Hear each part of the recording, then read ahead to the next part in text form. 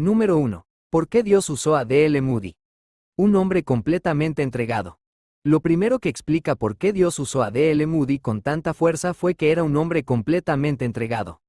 Cada gramo de su cuerpo de 180 kilos pertenecía a Dios. Todo lo que era y todo lo que tenía pertenecía enteramente a Dios.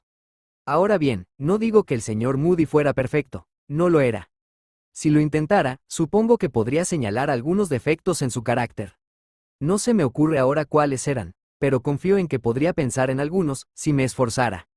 Nunca he conocido a un hombre perfecto, ni uno solo. He conocido hombres perfectos en el sentido en que la Biblia nos manda ser perfectos, es decir, hombres que son completamente de Dios, completamente para Dios, completamente entregados a Dios, sin otra voluntad que la de Dios. Pero nunca he conocido a un hombre en quien no pudiera haber algunos defectos, algunos aspectos que podría haber mejorado. No, el señor Moody no era un hombre intachable. Si tenía algún defecto de carácter, y lo tenía, supongo que yo estaba en posición de conocerlo mejor que casi cualquier otro hombre, debido a mi estrecha relación con él en los últimos años de su vida. Y además, supongo que en sus últimos días me abrió su corazón más plenamente que a cualquier otra persona en el mundo. Creo que me dijo algunas cosas que no le contó a nadie más. Supongo que conocía sus defectos de carácter tan bien como cualquiera. Pero aunque reconocía tales defectos, sé que era un hombre que pertenecía completamente a Dios. El primer mes que estuve en Chicago, estábamos hablando de algo en lo que difiríamos mucho, y el señor Moody se dirigió a mí con mucha franqueza y amabilidad, y dijo en defensa de su postura: Torrey, si creyera que Dios quería que saltara por esa ventana, saltaría. Creo que lo haría. Si pensara que Dios quería que hiciera algo, lo haría. Pertenecía total, sin reservas, incondicionalmente, por completo, a Dios. Henry Barley, un íntimo amigo del señor Moody en sus inicios, solía contar que una vez le dijo: queda por ver qué hará Dios con un hombre que se entrega por completo a él. Me cuentan que cuando el señor Henry Barley dijo eso, el señor Moody se dijo: bueno, yo seré ese hombre. Y yo, por mi parte, no creo que, queda por ver, qué hará Dios con un hombre que se entrega por completo a él. Creo que ya se ha visto en D.L. Moody. Si queremos ser utilizados en nuestro ámbito como D.L. Moody fue utilizado en el suyo, debemos poner todo lo que tenemos y somos en manos de Dios, para que Él nos use como quiera, nos envíe a donde Él quiera, para que Dios haga con nosotros lo que Él quiera, y nosotros, por nuestra parte, hagamos todo lo que Dios nos mande. Hay miles y decenas de miles de hombres y mujeres en la obra cristiana, hombres y mujeres brillantes, hombres y mujeres raramente dotados, hombres y mujeres que están haciendo grandes sacrificios, hombres y mujeres que han dejado todo pecado consciente fuera de sus vidas, pero que, sin embargo, no se han detenido hasta la entrega absoluta a Dios, y por lo tanto no han alcanzado la plenitud del poder. Pero el señor Moody no se detuvo hasta la entrega absoluta a Dios. Él era un hombre completamente entregado. Y si usted y yo vamos a ser utilizados, usted y yo debemos ser hombres y mujeres completamente entregados. Ahora miremos el punto número 2. ¿Por qué Dios usó a D.L. Moody? Fue un hombre de oración. El segundo secreto del gran poder exhibido en la vida del señor Moody fue que el señor Moody era en el sentido más profundo y significativo un hombre de oración.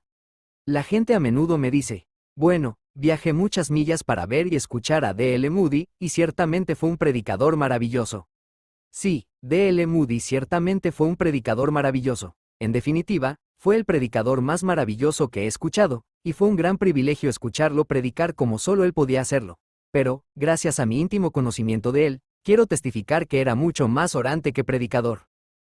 Una y otra vez, se enfrentó a obstáculos que parecían insuperables, pero siempre supo cómo superarlas y vencerlas.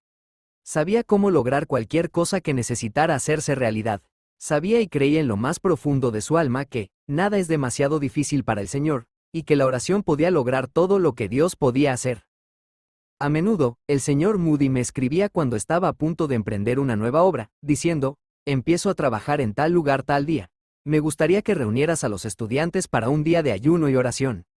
Y a menudo tomaba esas cartas, se las leía a los estudiantes en el aula y les decía: el señor Moody quiere que tengamos un día de ayuno y oración, primero para que Dios bendiga nuestras almas y nuestro trabajo, y luego para que Dios lo bendiga a él y a su obra. A menudo nos reuníamos en el aula hasta bien entrada la noche, a veces hasta la 1, las 2, las 3, las 4 o incluso las 5 de la mañana, clamando a Dios, solo porque el señor Moody nos instaba a esperar en Dios hasta recibir su bendición. ¿Cuántos hombres y mujeres he conocido cuyas vidas y caracteres han sido transformados por esas noches de oración y que han obrado cosas poderosas en muchos países gracias a ellas?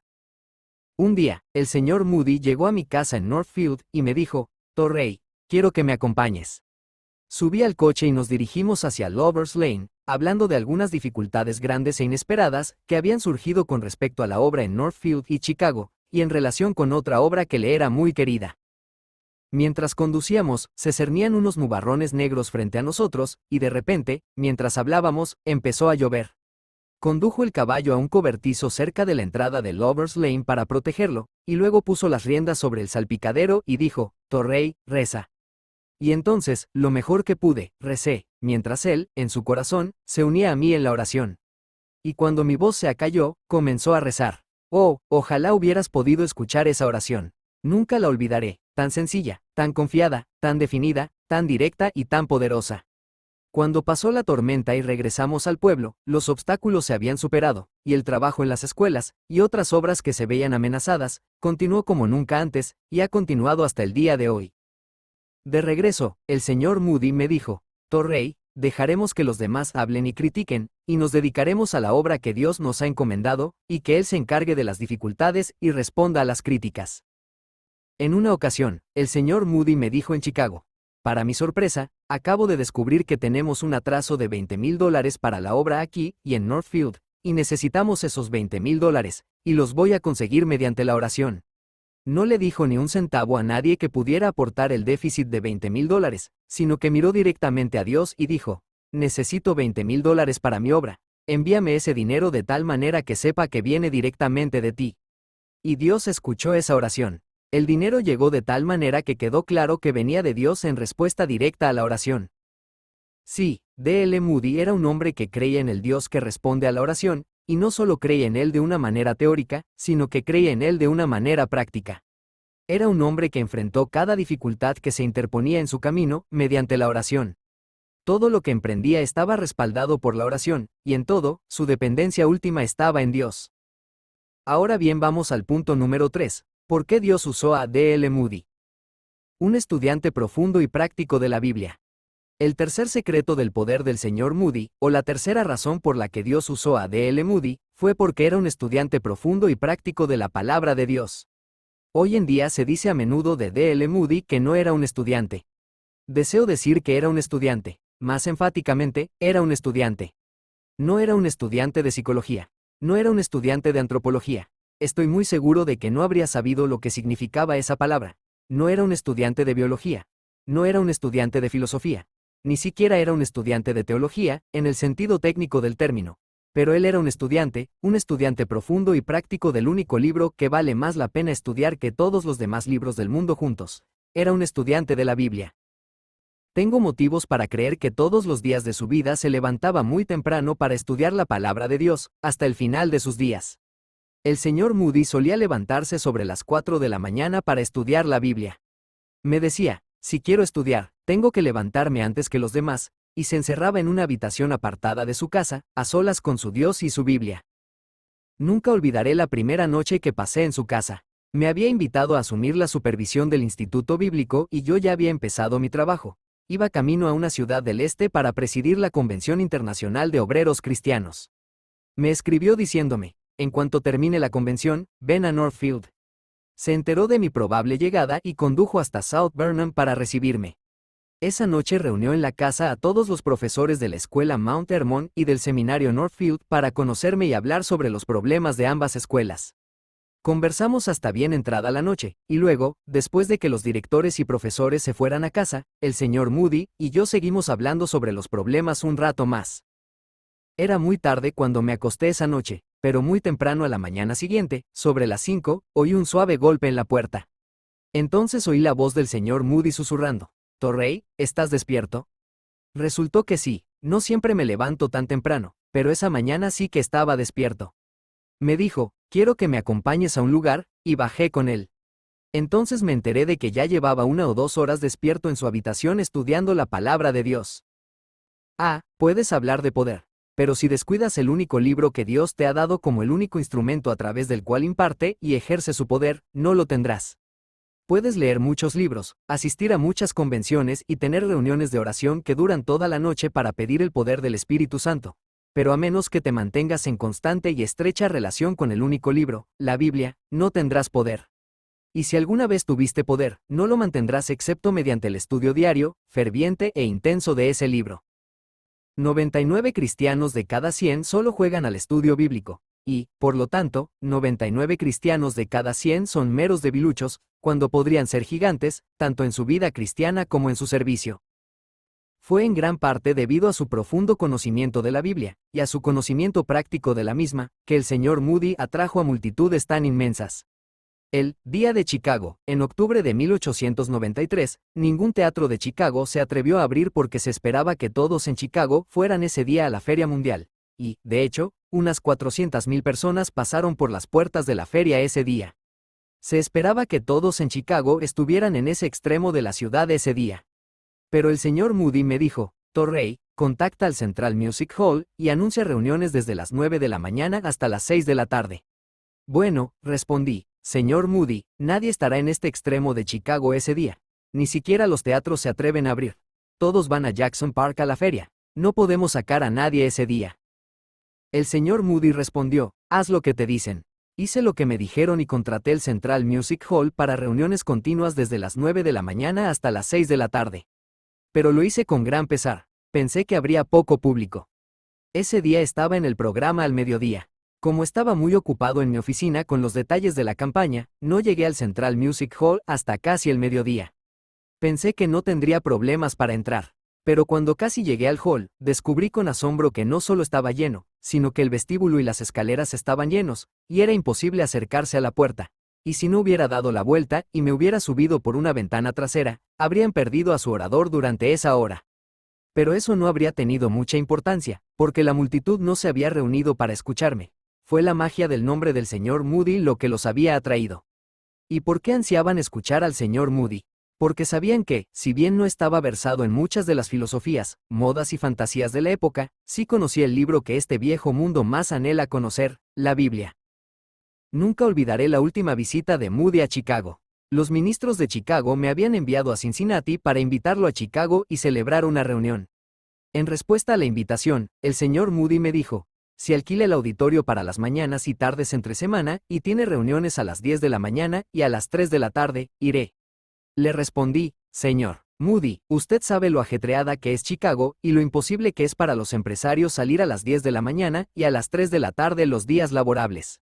¿No celebrará reuniones vespertinas y los domingos? No, respondió, me temo que si lo hiciera, interferiría con el trabajo regular de las iglesias.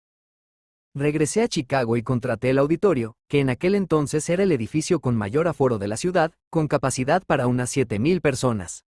Anuncié reuniones entre semana, con el señor Moody como orador, a las 10 de la mañana y a las 3 de la tarde. Enseguida me llovieron las protestas. Una de ellas vino de Marshall Field, por aquel entonces el rey de los negocios en Chicago.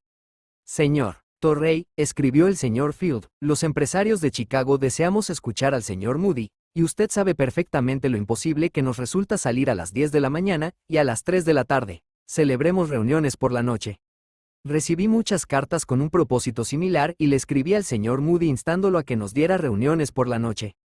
Pero el señor Moody simplemente respondió, haga lo que se le diga, y yo hice lo que me dijeron, así conservé mi trabajo.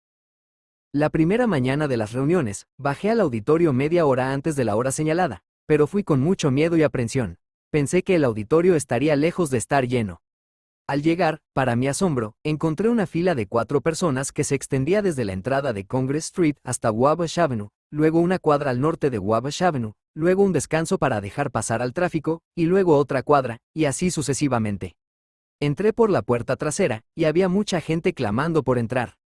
Cuando abrieron las puertas a la hora señalada, teníamos un cordón de 20 policías para contener a la multitud. Pero la multitud era tan grande que derribó al cordón policial y metió a 8,000 personas en el edificio antes de que pudiéramos cerrar las puertas. Y creo que quedaban tantos afuera como dentro del edificio. No creo que nadie más en el mundo pudiera haber atraído a tanta gente en un momento así. ¿Por qué? Porque aunque el señor Moody sabía poco de ciencia, de filosofía o de literatura en general, sí conocía el único libro que este viejo mundo se muere por conocer y anhela conocer. y este viejo mundo acudirá en masa a escuchar a hombres que conocen la Biblia y predican la Biblia como no acudirá en masa a escuchar ninguna otra cosa en la tierra. Durante todos los meses que duró la Feria Mundial de Chicago, nadie atraía tanta gente como el señor Moody.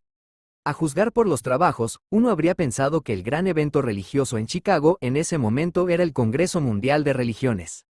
Un hombre de letras muy talentoso de Oriente fue invitado a hablar en este congreso. Vio en esta invitación la oportunidad de su vida y preparó su trabajo, cuyo título exacto no recuerdo ahora, pero era algo así como Nueva luz sobre las antiguas doctrinas. Preparó el trabajo con sumo cuidado y luego lo envió a sus amigos más confiables y talentosos para que lo criticaran. Estos hombres se lo devolvieron con las enmiendas que sugirieron. Luego reescribió el trabajo, incorporando tantas sugerencias y críticas como le parecieron oportunas. Luego lo envió para que lo criticaran aún más. Luego lo redactó por tercera vez y, como confiaba, quedó perfecto. Partió hacia Chicago para aprovechar la codiciada oportunidad de hablar en el Congreso Mundial de Religiones. Eran las 11 de la mañana de un sábado, si mal no recuerdo, que iba a hablar. Se quedó fuera de la puerta de la plataforma esperando que llegara el gran momento, y cuando el reloj dio las 11, subió a la plataforma para enfrentarse a una magnífica audiencia de 11 mujeres y 2 hombres.